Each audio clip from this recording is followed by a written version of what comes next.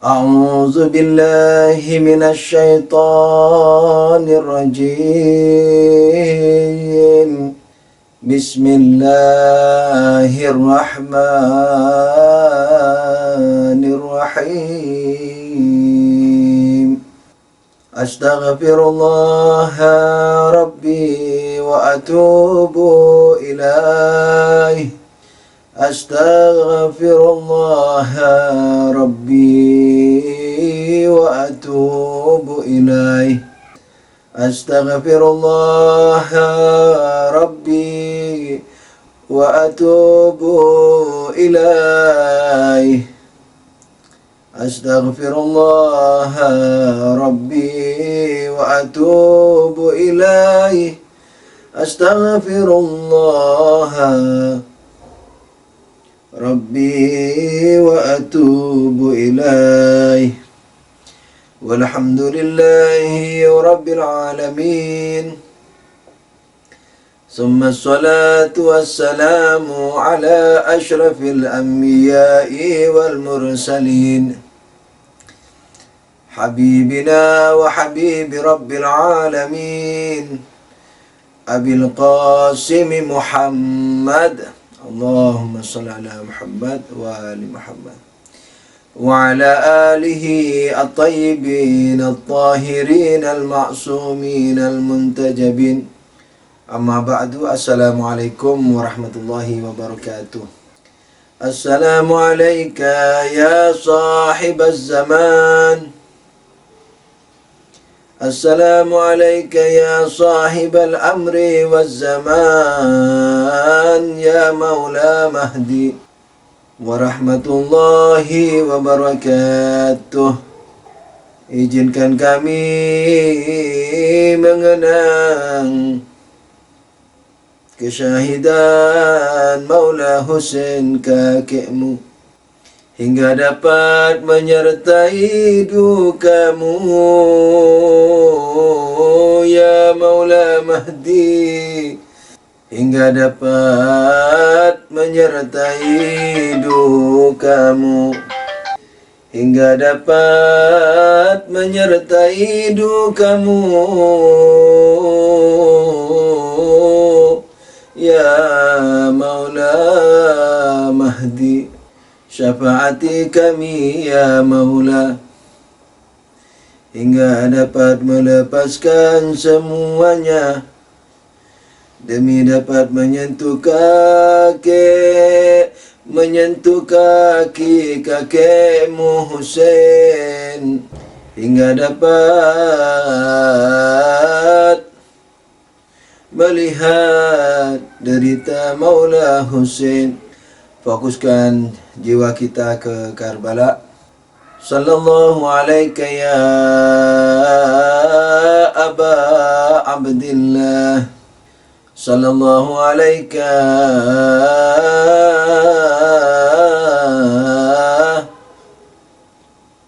ya ibn Rasulillah.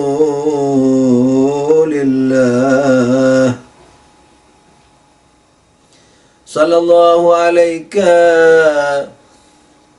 ya Aba Abdillahil Husain,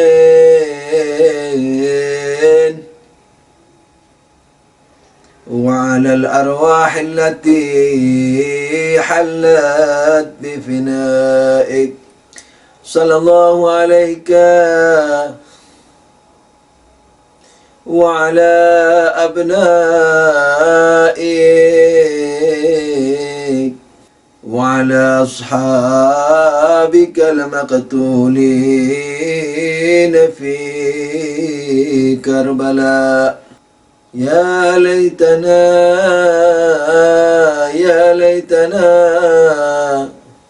kunna ma'akum sadati, فنفوز فوزا عظيما.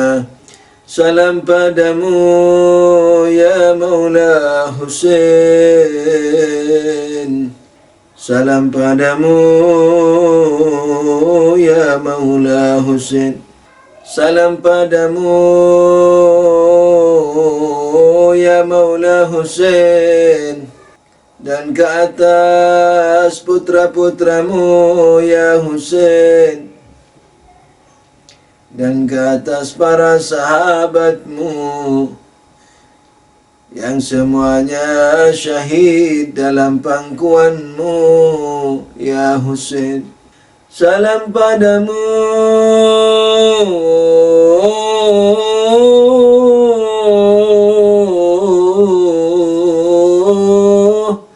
ya Maula, ya Maula, ya Maula, ya Maula Husain.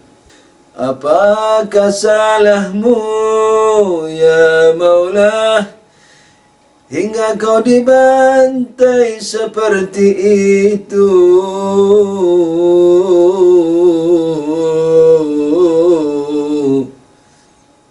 Hingga kau dibantai seperti itu. Dalam riwayat disebutkan ketika Imam Husain alaihissalam sudah banyak terluka karena 2 hari juga tidak minum, peperangan dahsyat, 1 melawan 30.000, yakni di akhir pertempuran, yakni dikala Imam Husain sudah tinggal sendiri alaihissalam. Karena lelahnya Imam Husain memicu kudanya ke dekat kemah untuk beristirahat, walaupun tetap di atas kuda. Tapi apa yang terjadi? Mereka tidak melepaskanmu ya Husain, ya Husain, ya Husain. Mereka tidak melepaskanmu ya Husain, ya Husain. Saya pernah baca riwayatnya sendiri. Ada yang melempari batu sehingga mengenai kening Imam Husain.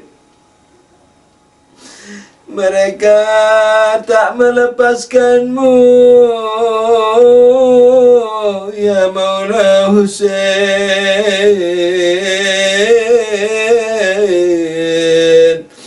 Tak melepaskanmu beristirahat ya Maula Husain,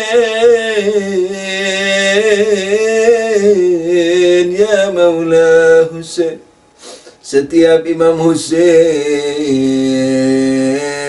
tenggelam dalam kepungan musuh, menyerbu sebegitu jauh.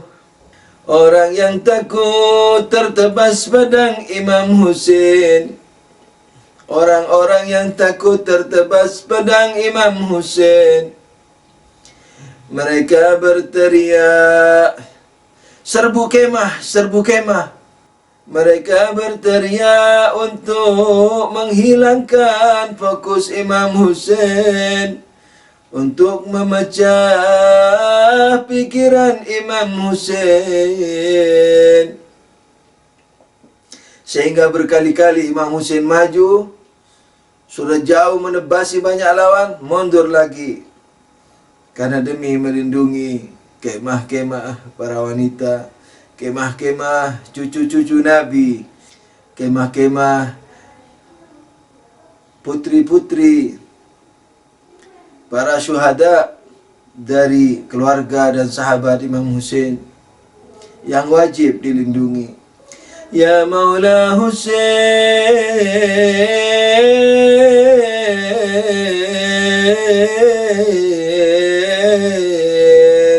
ya Maula Husain, maafkanlah kelancangan ini ya Sayyidi, ya Maula, ya Maula, ya Sayyidi, ya Maula. Saya juga pernah membaca riwayat ketika Imam Husain terakhir kali masuk ke dalam kemah untuk pergi selama-lamanya, setelah mengulang beberapa nasihat kepada Zainab, Sukainah, kepada Zainab terutama untuk menjaga Imam Ali Zainal Abidin yang dalam keadaan sakit parah. Sebegitu hormatnya Imam Husain kepada para wali-wali wanita ini, kepada Zainab, kepada Sukainah dan yang lain-lain. Diriwayatkan bahwa Imam Husain ketika maju ke medan laga tidak membelakangi mereka. Ketika mau menuju kudanya tidak membelakangi mereka, tapi berjalan mundur.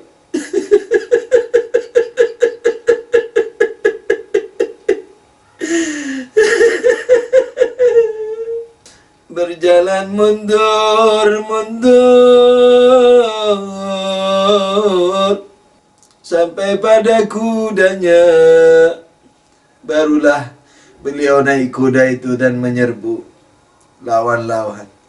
Sallallahu alaika ya Maula Husain wa ala arwahil lati halat bifinaik salawat. Allahumma salli ala Muhammad wa ali Muhammad. Allahumma salli ala Muhammad wa ali Muhammad.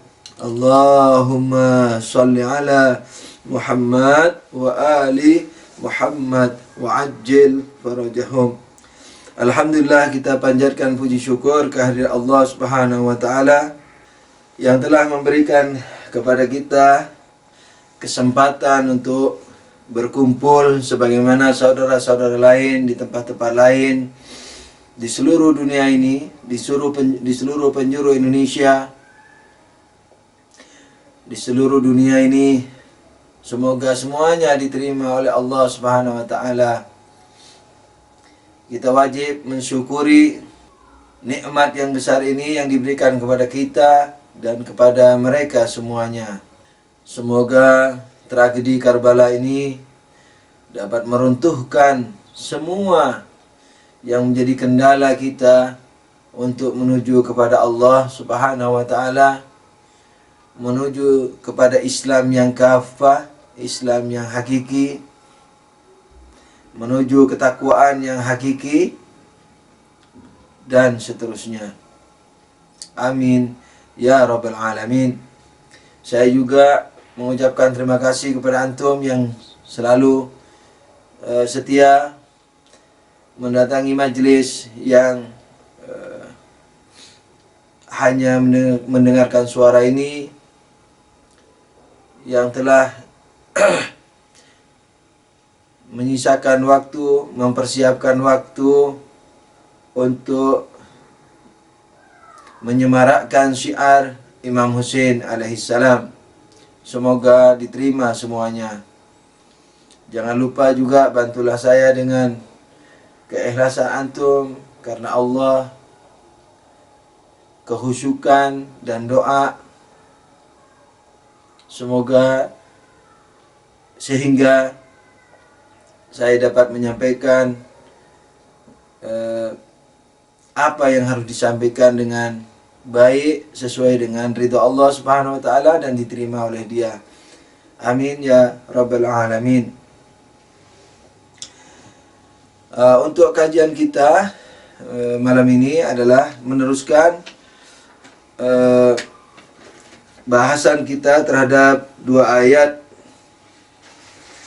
yang kita baca di awal-awal pertemuan kita, yaitu a'udzubillahi minasyaitonirrajim. Huwallazi khalaqakum min turabin tsumma min nutfatin tsumma min 'alaqatin tsumma yukhrijukum tiflan tsumma litablughu ashuddakum tsumma litakunu syuyukha wa minkum man yatawaffa min qabl wa litablughu ajalan musamma wa la'allakum ta'qilun. Dan di ayat yang lain, fa idza sawaituhu wa nafakhtu fihi min ruhi faq'u lahu sajidin. Kita sudah membahas 6 mukaddimah. Pertama, bahwa badan kita memiliki ruh. Yang kedua, hubungan antara ruh dan badan. Yang ketiga, mata rantai silsilah sebab akibat. Yang keempat, berhentinya mata rantai silsilah sebab akibat sehingga kembali sehingga berhenti pada suatu sebab yang tidak berbatas, yang tidak memiliki batasan. Yang keempat adalah bahwa yang tidak terbatas itu tidak memiliki rangkapan dan tidak pula memiliki jumlah. Yang kelima, bahwa yang tidak terangkap itu, yakni Allah Subhanahu wa taala tidak mencipta rangkapan, tidak mungkin mencipta rangkapan. Yang keenam, bahwa yang tidak terbatas itu hanya mencipta wujud non-materi, juga non-materi mutlak, bukan non-materi barzakhi.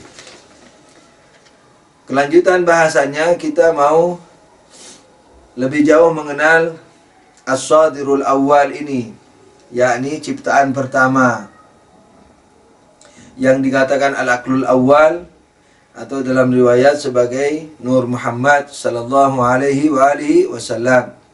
Karena Allah tidak terbatas dan tidak memiliki rangkapan, sudah pasti makhluk pertamanya itu juga tidak memiliki rangkapan. Secara de factonya, secara wujud luarnya, wujud hakikinya.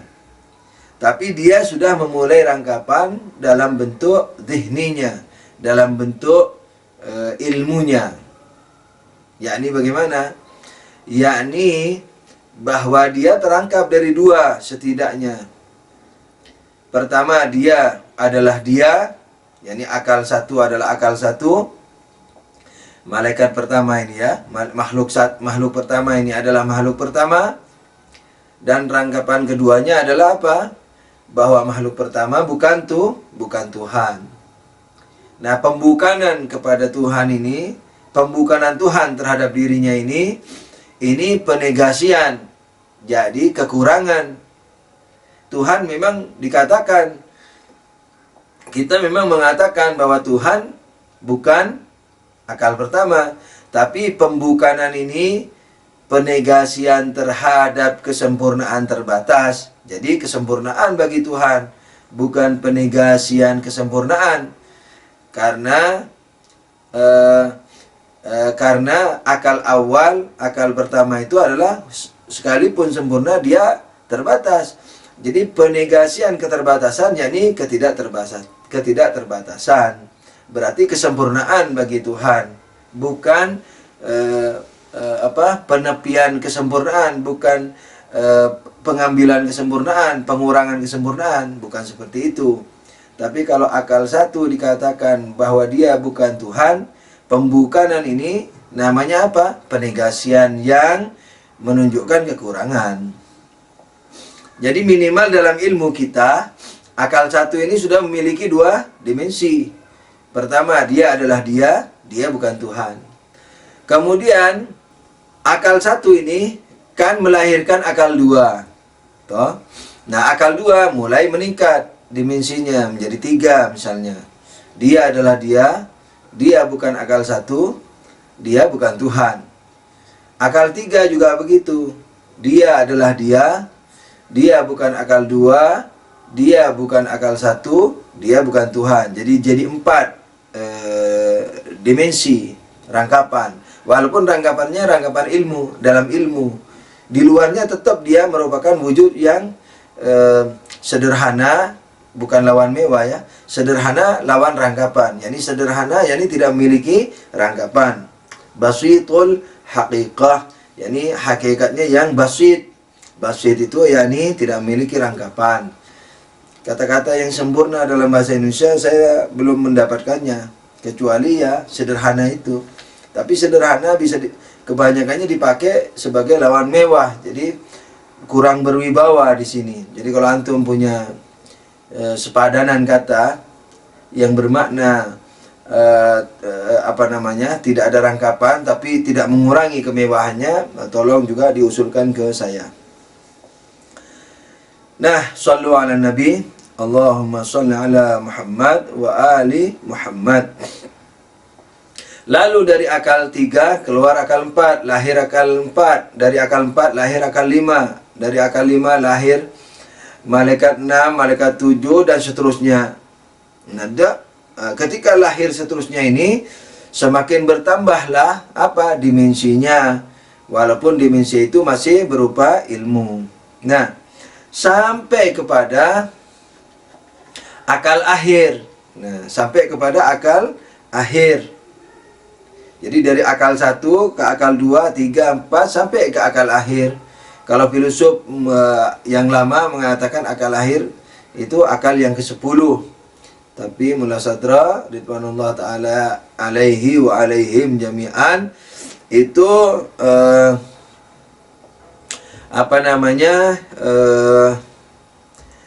telah dibuktikan bahwa tidak mungkin ditentukan hanya dalam 10. Jadi tidak tahu jumlahnya kecuali Allah, sebagaimana disebut dalam Quran, kurang lebih la ya'lamu junuda rabbihi junud rabbi. Saya sudah lupa ayatnya, artinya illa huwa, yani sebentar dulu, la ya'lamu, tidak ada yang tahu jumlah tentaranya kecuali dia sendiri. Ya, jadi di sini maksudnya adalah bisa diterapkan ke akal, ke makhluk-makhluk akal ini. Carikan ayatnya. Wa ma ya'lamu junuda rabbik, bukan rabbihi rabbika illa huwa. Ini kan banyak ayat-ayat toh, walillahi junudus samawati wal ard. Misalnya ayat surat Al-Fatah ayat 7, Allah memiliki tentara di langit dan di bumi. Jadi pembantu-pembantu itu yang seperti yang dijelaskan dalam ilmu akal filsafat ini, akal 1, 2, 3 sampai barzakh itu. Di ayat yang lain misalnya ayat Fatah juga, surat Fatah ayat 4 misalnya walillahi junudus samawati wal ard. Sama, Allah memiliki tentara di langit, pasukan-pasukan di langit dan di bumi. Nah, terus kemudian di ayat di surah Al-Muddatsir ayat 31 Allah berfirman, a'udzubillahi minasyaitonir rajim, wa ma ya'lamu junuda rabbika illa huwa. Sesungguhnya tidak ada yang tahu jumlah tentara Tuhanmu kecuali Dia. Nah, setelah Mullah Sadra membuktikan bahwa dalil-dalil yang mengatakan bahwa makhluk akal itu gelombang pertama yang disebut akal itu, yang juga disebut Jabarut itu bahwa dalil bahwa mereka 10 itu tidak kuat dan dibuktikan kebutlanannya, yakni kesalahan dalilnya. Lalu beliau mengatakan tidak mungkin ada yang tahu jumlah itu karena Allah berfirman wa ma ya'lamu junuda rabbika illa huwa. Yani karena awalan tidak ada dalil untuk mengetahui, dan dalil-dalil yang mengatakan 10 sudah dibantah. Gamblang salahnya. Karena saya tidak mengajar filsafat kecuali filsafat terapan ini, maka izinkan saya tidak menyebut itu kecuali di tempat lain barangkali. Nah, kemudian Mullah Sadra menyebut wa ma ya'lamu junuda rabbika illa huwa, tidak ada yang tahu Tuhanmu tentara Tuhanmu kecuali Dia.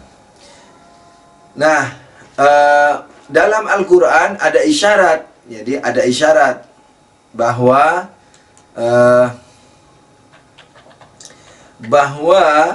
makhluk akal ini disebut alin.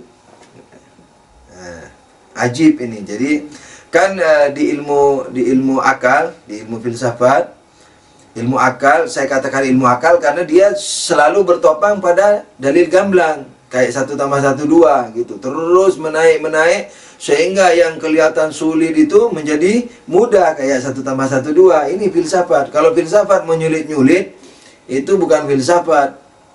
Filsafat itu memudahkan pemahaman yang sulit itu. Jadi membangun dalil, argumentasi terhadap statement atau pernyataan yang super sulit menjadi super mudah. Ini kerjaan filsafat. Jadi bukan mau menyulit-nyulit orang. justru mau mempermudah orang dan dengan akal yang sama, yakni bertopang pada akal yang kayak 1+1=2 itu. Karena itu bisa dijadikan hujah untuk memahami Quran, jadi kayak nahwu shorof, kayak bahasa Arab, syarat untuk memahami Al-Quran. Nah, filsafat ini sekalipun bukan syarat mutlak, tapi sangat menyempurnakan seseorang untuk lebih memahami ayat dan riwayat.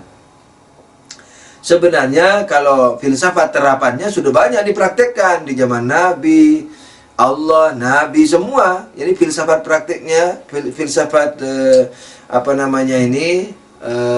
aplikasinya, filsafat aplikatifnya sebagaimana yang kita bahas ini yang dibahas, walaupun mungkin dalam lebih sederhana, karena Nabi tidak mungkin berbicara kecuali menurut kemampuan masing-masing umat.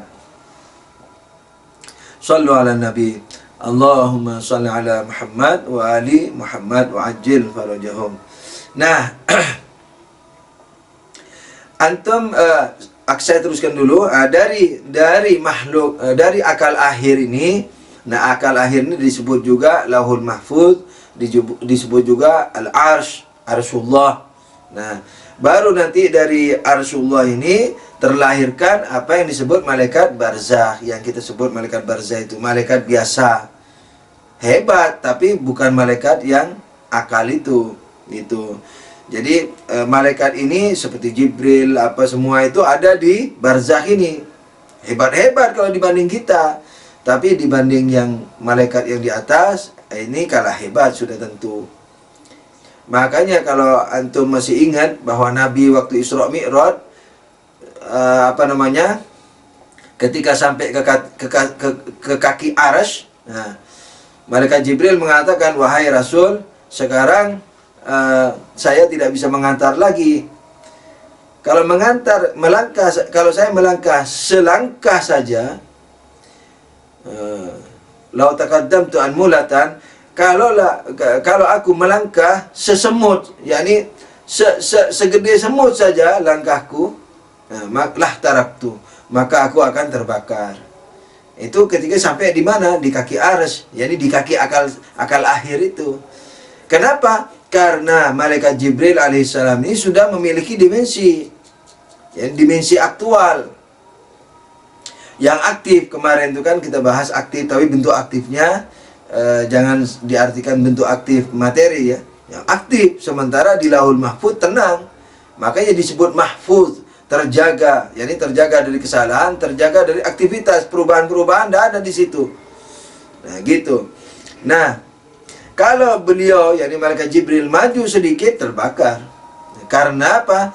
Karena beliau malaikat barzakh, sementara yang di atasnya ini, Arsy ini adalah akal akhir. Ya, dia akal akhir. Jadi kalau antum masih ingat Isra Mi'raj, malaikat Jibril di suatu makam, yakni di kaki Arsy, berkata kepada Nabi sallallahu alaihi wasallam, sallu ala Nabi, Allahumma shalli ala Muhammad wa ali Muhammad. Wahai Nabi, aku sudah tidak bisa mengikuti antum lagi. Kalau aku maju sesemut saja, selangkah kecil saja, seatom saja, lah taraktu, aku akan terbakar. Nah, itulah mengapa Nabi lebih mulia dari malaikat Jibril, karena Nabi terus.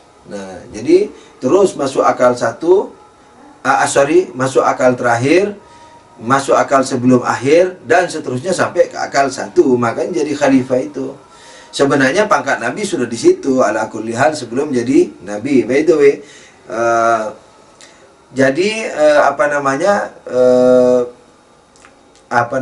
setelah terciptanya, saya ingatkan satu lagi. Ketika Nabi Adam dicipta oleh Allah, nah kan, seperti ayat yang selalu saya ulang ini, yaitu mana sudah ayat yang berbunyi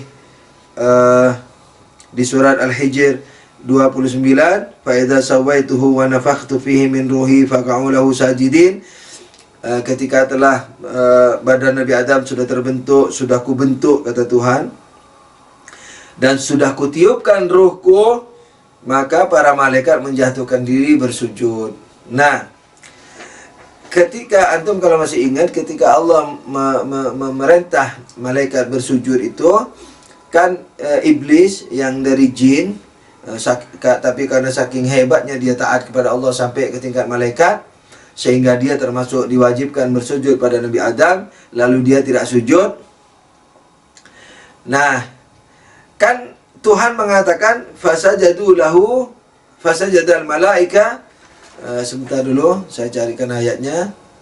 Dalam ayat ini Allah berfirman, yakni ayat Al-Hijr, yakni surat 15 ayat 30, fasajadal malaikatu kulluhum ajmaun. Allah mengatakan apa? Maka para malaikat bersujud kepada Nabi Adam, maksudnya kulluhum ajmaun, semua mereka tanpa kecuali. Nah, jadi Allah mengatakan apa? Bahwa seluruh malaikat bersujud kepada Nabi Adam.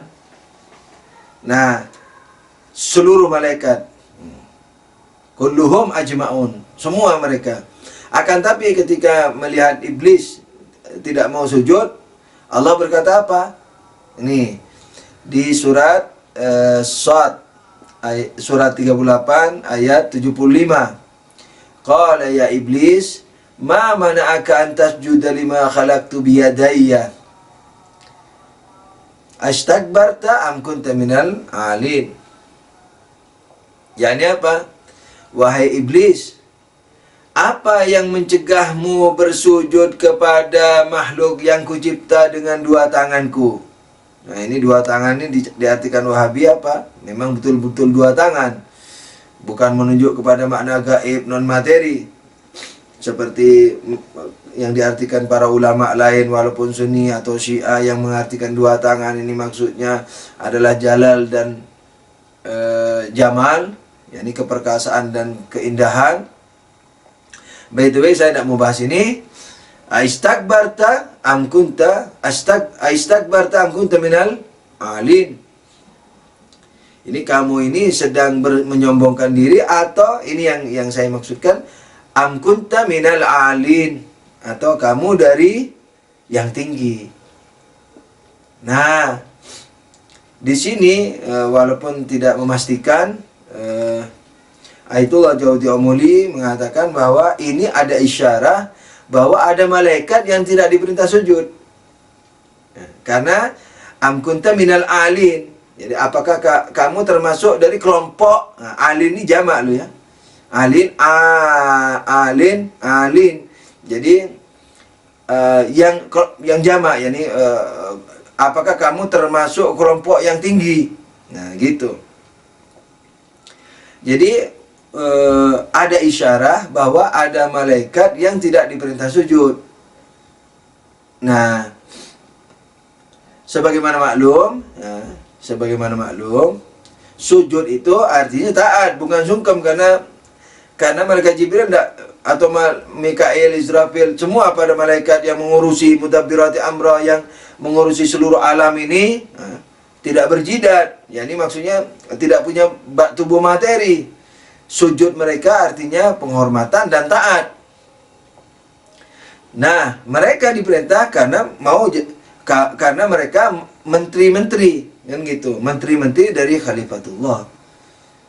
Jadi Khalifatullah yakni manusia yang derajat tinggi sampai ke akal satu, yakni rohnya yang memanjang dari materi sampai ke akal satu, rohnya memanjang, kan gitu. Nah, memanjang bukan dalam artian apa? Bukan dalam artian benda lo ya. Menguasai, yakni meluasi sampai ke akal satu. Makanya bisa jadi khalifah, memimpin akal satu, akal dua, akal tiga secara langsung. Kalau akal satu nggak bisa jadi khalifah kecuali memimpin akal dua saja.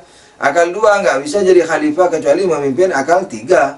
Nggak bisa memimpin akal satu karena akal satu lebih tinggi.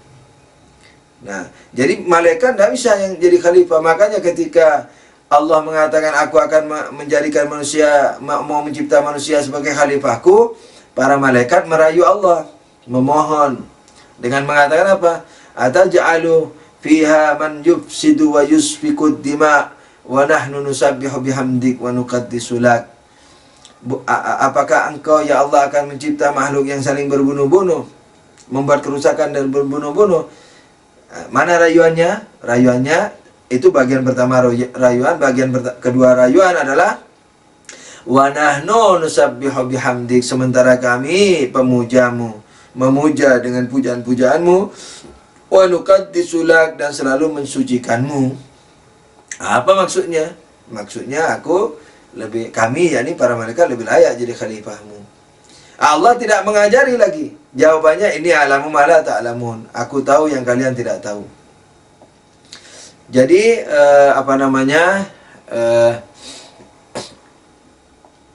karena sebagaimana sudah diterangkan kemarin bahwa yang namanya non materi ini dari awal sampai akhir yang mau diberikannya sudah itu, maka itu tidak bisa ditingkatkan lagi. Makanya Allah mengatakan ini alamu ma la ta'lamun. Tidak mungkin Allah menjelaskan apa-apa yang di akal satu kepada malaikat barzakh, apa yang ada di akal dua, karena tidak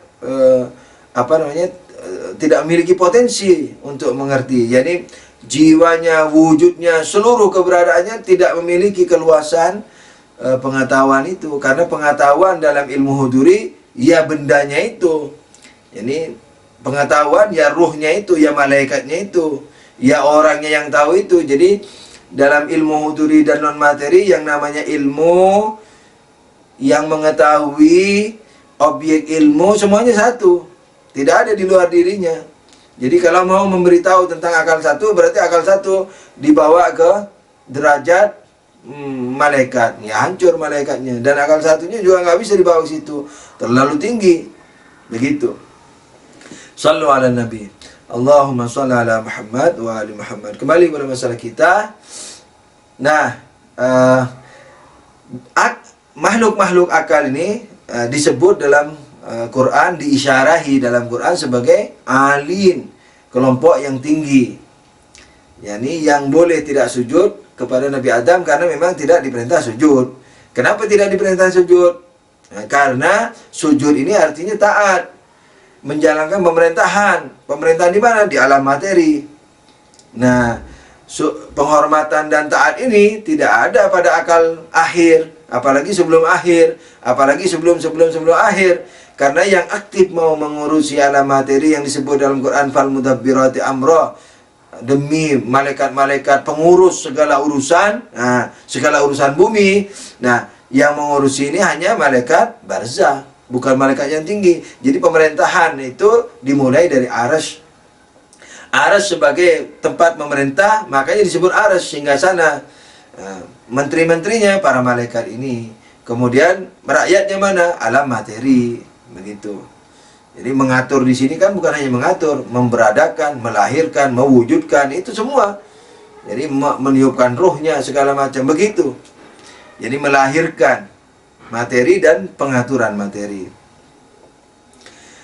Nah, dari akal akhir ke barzakh, dari barzakh ke materi. Begitu, karena dimensinya sudah mulai dekat dengan materi sehingga layak untuk menciptakan materi. Nanti akan disempurnakan ini antara alam barzakh dan alam materi. Nah, saya ulang, ini mukaddimah ke-7. Mukaddimah ke-8 hanya penyimpulan bahwa kelompok pertama yang disebut akal, bukan akal manusia ya, makhluk, yakni malaikat yang hebat, tidak ada rangkapan sedikit pun, walaupun seperti rangkapan dalam mimpi-mimpi yang kita lihat itu, tidak ada. Nah, itu disebut malaikatul ulya. Jadi sesuai dengan isyarah ayat tadi ini, surat 38 Shad, yakni surat Shad ayat ke-75. Am kunta minal alin, wahai iblis, apakah kamu sedang menyombongkan diri ini sekarang, atau memang betul-betul tidak diperintah sujud karena kamu dari kelompok yang tinggi itu. Gitu. Jadi disebut alin. Apalagi disebut dalam Quran ya. Kalau dalam istilah ulama, filosof, arif, disebut jabarut. Disebut jabarut. Intinya apa? Dia adalah betul-betul mujarrad, betul-betul non materi, tidak ada dimensi apapun, walaupun hanya warna, bentuk, sebagaimana kita melihat benda-benda atau orang atau apa saja dalam mimpi kita. Tidak ada itu.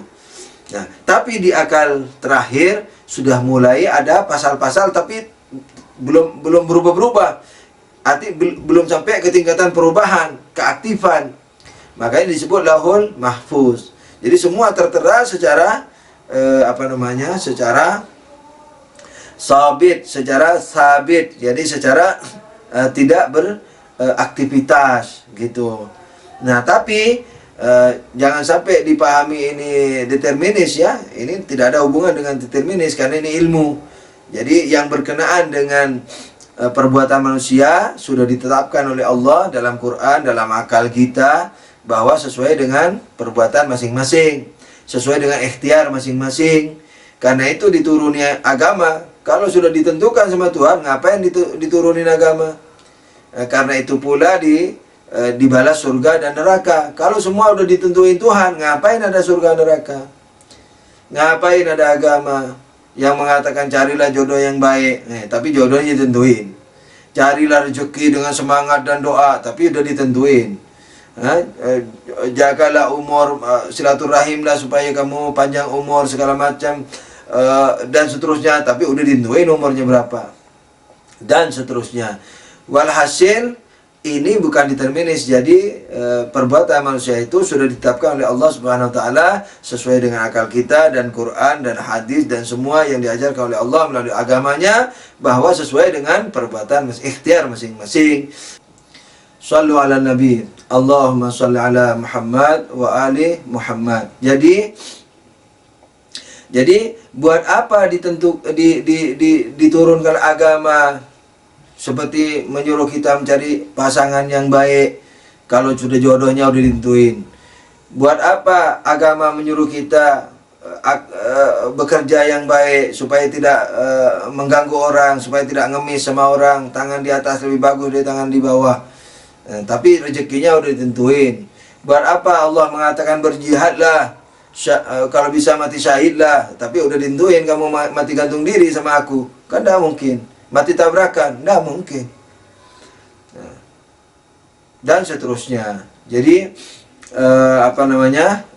jangan lemparkan dirimu ke dalam tahluka, jadi dalam kehancuran, tapi sudah ketentuin kamu hancur. Kamu merokok, morfin, segala macam, bir, segala macam. Rokok tidak haram ya, tapi termasuk penghancuran. Ala kulli hal, by the way, morfin apa segala macam, aku udah tulis. Nah, terus buat apa agama diturunkan? Kalau semua udah ditentuin sama Allah Subhanahu wa taala. Jadi ini tidak ada hubungan dengan Lauhul Mahfuz ini yang disalahpahami oleh orang, di mana ini makom ilmu ini dikiranya makom penentuan karena ditulis katanya sama Tuhan. Jadi yang ditulis mengenai manusia. Sekarang pertanyaannya, apa ada detail-detail manusia di situ, apa yang dilakukan? Ada di Lauhul Mahfuz itu. Kalau tidak ada berarti tidak mahfuz. Jadi tidak terjaga karena masih ada kekurangan tentang apa yang ada di bawahnya. Nah, kan terjaga dari perubahan, terjaga dari kesalahan, nah terjaga juga dari kekurangan. Kekurangan terhadap apa-apa yang di bawahnya. Kurang lebih begitu maksudnya mahfuz. Allahu a'lam. Nah, dengan demikian kalau ada detail-detailnya di situ, mungkin ada orang bertanya, kalau begitu berarti kita sudah ditentuin Tuhan. Nah, kita mengatakan detail-detailnya di situ betul-betul detail-detail, bukan detail pekerjaannya aja. Sebagaimana ditanyakan kemarin oleh teman Jakarta kita, bahwa kan sudah ditentuin itu, berarti kan sudah ditulis, berarti mesti terjadi, dan itu ditulis oleh Allah. Nah, dibilangnya begitu. Tidak seperti itu. Karena yang ada di pikirannya itu hanya kejadiannya saja. Si fulan terbunuh, Imam Husain terbunuh, Yazid membunuh, si fulan minum bir, si fulan begini, si fulan begini, berarti kan ditentuin. Nah, melihatnya seperti itu. Padahal betul-betul detail. Nah, detailnya bagaimana? Nah, begini nih. Jadi kalau mau detail, detailkan sekalian, jangan tanggung-tanggung. Detailnya bagaimana? Begini nih. Si fulan minum bir tanggal sekian, jam sekian atas ikhtiarnya sendiri. Imam Husain akan terbunuh syahid di Karbala atas ikhtiarnya sendiri dalam membela agama Islam, kayak begitu. Yazid membunuh Husain atas ikhtiarnya sendiri. Jadi maksudnya yang diketahui Tuhan sebelum terjadi. Kan ilmu Tuhan tidak terbatas. Nah, ilmu tidak menentukan objek ilmu.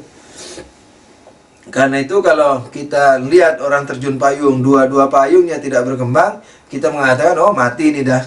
Nah, karena di bawah kebetulan bukan laut, bukan air, tapi tanah, oh mati. Nah, padahal kita melihat dia belum mati kan, beberapa detik kemudian. Nah, tapi kita sudah tahu dia akan mati secara pasti. Nah, pengetahuan kita itu, walaupun sebelum terjadinya, tidak menentukan orang yang terjun payung, yang dua payungnya tidak berkembang itu jadi mati. Nah, ala kulli hal, saya tidak berpanjang lebar lagi. Kadang-kadang saya terpaksa mengulang, walaupun saya katakan tidak mengulang lagi, karena ajib ini, masalah takdir susahnya diangkat dari pikiran kita orang yang sudah syi'i ini, yang sudah punya imam yang mengajarkan itu tidak adil pada Tuhan. Keimanan seperti itu tidak adil, susah banget. Kenapa? Karena sudah di doktrin kita sejak kecil. Makanya saya kadang-kadang ulang-ulang, walaupun saya rinci nggak rincinya tergantung keadaan. By the way, sallu ala nabi, Allahumma salli ala Muhammad wa ali Muhammad wa ajil farajahum.